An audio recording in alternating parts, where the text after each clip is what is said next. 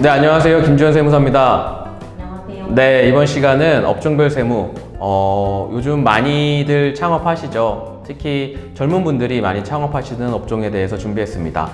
통신 판매업, 네, 전자상거래라고 합니다. 흔히 오픈마켓이라고 하죠. 지금 아마 이 영상을 보시는 분들은 잘 되는 걸 가정하고 이 영상을 보실 거니까 저 또한 잘 되는 걸 가정하고 네, 세금에 대해서 좀 설명을 해 드리겠습니다. 사업자 등록 신청부터 설명을 해드리겠습니다. 저희가 통신 판매업이라고 하면 저희 집에서도 사업자 등록 신청이 가능합니다. 왜냐하면 실제 사무실에서 저희가 뭘 하는 게 아니라 웹상이나 자사몰이나 혹은 여러 가지 플랫폼을 통해서 상품을 판매를 하는 것이기 때문에 자택에서도 사업자 등록 신청이 가능합니다. 남의 집에서 저희가 장사하시는 경우에는 저희가 해당 집에 사업자 등록을 내도 되는지 꼭 집주인분하고도 상의를 해보시길 바라겠습니다. 그게 안 되면 저희가 그냥 소호 사무실 그런 데다가도 사업자 등록 내시면 되니까요. 크게 염려하실 부분은 아니라고 생각을 합니다. 사업자 등록 신청하실 때 가장 중요한 거 뭐였죠? 간이로 할지 일반으로 할지 이거 먼저 고민하셔야 돼요. 간이하게 되면은 저희가 세금을 조금 내요. 자, 저희가 집에서 만약에 전자상거래를 오픈을 했어요. 혹시 여러분들 이제 사장님 되셨으니까 집무실 따로 만드실 건가요? 처음 시작하니까 저희가 아끼고 아껴서 알뜰살뜰하게 하셔야 되기 때문에 아마 여러 가지 비용들이 안 들어가게 될 거예요. 그러다 보니까 저희가 간이과세로 신청을 하시는 게 여러분들의 세금에 훨씬 이득이 됩니다. 간이과세, 직전 연도 공급 대가가 어차피 8천만 원 미만이어야 되기 때문에 그러한 부분은 저희가 사업자 등록 신청을 하실 때는 충분히 요건이 갖추어질 겁니다.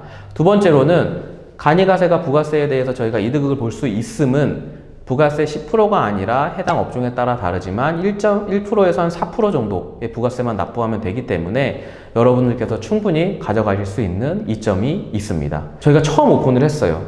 근데 지금 여러분의 생각보다 장사가 좀 안 될 수도 있잖아요. 혹은 한 4,800만 원 미만이야. 그러면 부가세를 안 내도 됩니다. 부가세는 기본적으로 저희가 1에서 간이로 냈을 때 1에서 5% 정도 세금을 냈어야 되는데 매출이 4,800만 원 미만이라고 하면 대략 200만 원 정도의 세금을 안 내도 되는 납부 면제 규정이 있습니다. 매입세액에 대해서는 공제를 못 받아요. 그러다 보니까 초기에 저희가 비용이 많이 들어가냐 안 들어가느냐에 따라서 일반 간이 꼭 잘 선택을 하시길 바라겠습니다. 매출 관리부터 말씀을 드려볼게요. 저희 이제 처음 오픈하시면 보통 많이들 어디서 하시죠? 네이버 스마트 스토어 많이들 처음 들어가실 거예요. 그리고 그 다음에 여러 가지 플랫폼들에 대해서 올리게 되죠. 여러분들께서도 이제 그렇게 하시게 되면 저희가 네이버에서도 매출을 집계를 해야 되지만 여러분들이 사용하시는 플랫폼들의 매출 또한 집계를 하셔야 됩니다. 두 번째로는 저희한테 현금 영수증으로 이제 매출을 일으키시는 고객분들도 계실 텐데 그러한 부분은 저희 홈택스를 통해서 매출 조회 또한 가능합니다. 인터넷 상에서 물건을 판매를 하다 보니 저희한테 현금을 주는 고객이 있을까요? 없을까요? 지인 말고는 없어요. 그러한 분들 또한 여러분들께서도 매출을 꼭 신경을 쓰셔야 되고 스마트 스토어나 쿠팡 여러 가지 플랫폼들을 이용을 하시게 되면 오픈 마켓별로 부가세 신고 전에 매출 내역을 공개를 합니다. 또 저희가 들어가서 확인을 할 수도 있습니다.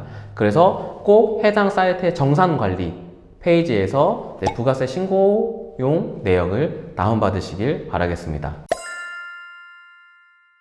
매입 쪽 말씀드려보겠습니다. 일반적으로 저희가 물건을 매입을 하게 되면 세금 계산서나 혹은 계산서를 통해서 여러분들이 이제 그 증빙을 받게 되실 텐데 일반적으로 세금 계산서를 통해서 증빙을 받게 되실 거예요.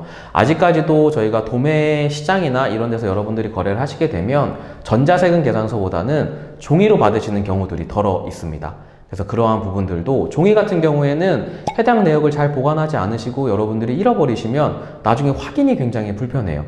그렇기 때문에 종이로 여러분들이 받은 증빙들은 집에 있는 지퍼락 이거 있죠? 주방에 가시면 거기다가 그냥 다 넣으시면 됩니다. 정리하지 마세요. 사업만 하세요. 그렇게 이제 진행을 하시고요. 그 다음에 두 번째로는 사업용 카드 사용하시는 경우들이 있을 거예요. 집기를 사시거나 혹은 여러 가지 비품들을 사실 때도 사용을 하시겠지만 이러한 카드 같은 경우에는 처음 사업자 등록을 하시고 나서 홈택스에서 꼭 사업용 카드로 등록을 하셔서 사용을 하시길 바랍니다. 사업용 카드가 따로 있는 거예요? 은행에서 카드사에서 혹시 내가 이렇게 따로 얘기를 해야 돼요? 라고 물어보시는데 그런 건 아니고요. 여러분들이 가지고 계시는 여러분들의 명의로 된 카드 중에 내가 이거는 사업용으로 사용을 할 거야 라고 하는 그 카드를 등록을 해 놓으시면 됩니다. 이렇게 지나게 되면 여러분들이 부가세 신고를 한 번 혹은 두 번 정도 하셨을 겁니다. 부가세를 납부를 하셨으면 이번에는 이제 소득세 신고 기간이 돌아올 겁니다. 여러분들께서 소득세에 챙기셔야 하는 부분은 이제 매출 매입에 대한 부분보다는 판관비에 대한 부분일 거예요. 결국 판관비에서 저희의 업종에서 가장 많은 비중을 차지하는 인건비에 대한 부분일 겁니다. 일반적으로 쇼핑몰을 운영을 하셔서 장사가 잘 되시게 되면 어떤 인력이 제일 많이 필요할까요? 상품을 포장하는 인력이 가장 많이 필요합니다. 굉장히 많이 배송이야 저희가 쌓아놓으면 택배기사분들이 와서 한꺼번에 가져가기 때문에 그건 택배회사에 위탁을 주시면 되고, 저희 거래처분들 중에서는 그 주변에 계시는 그 주부님들이 소일거리 알바로 아이들을 유치원을 보내시고 잠깐 3-4시간 나와서 하시는 경우들도 있고요. 그런 분들에 대한 이런 인력, 인건비에 대한 관리도 굉장히 중요합니다. 그런 인건비 관리나 인력 관리는 이 분들에 대한 용역 계약서라든지 단시간 근로자의 시간을 어떻게 구분할지, 이분들을 어떻게 신고할지에 대한 부분도 여러분들이 꼭 미리 그분하고도 이야기를 하셔야 돼요. 여러분들이 세무사하고만 이야기한다라고 끝나는 게 아닙니다. 꼭 근로자 본인과도 협의를 하셔야 되고, 그 협의를 통한 부분을 세무사한테 알려주시면 세무사님들께서 거기서 가장 절세되는 방향을 안내를 해주실 겁니다. 판관비에서 가장 또 많이 차지하는 비중이 광고비일 거예요. 처음에 이제 여러분들께서 오픈마켓이나 이런 데서 들어가시게 되면 굉장히 많은 광고가 있죠. 파워 광고부터 시작해서 막 이름이 너무 많아. 그러한 부분들에 대해서는 여러분들이 비용을 지불하시게 되면 이제 네이버 측이나 여러 가지 플랫폼들에서 세금 계산서를 다 자동으로 발행이 되게 되어 있습니다.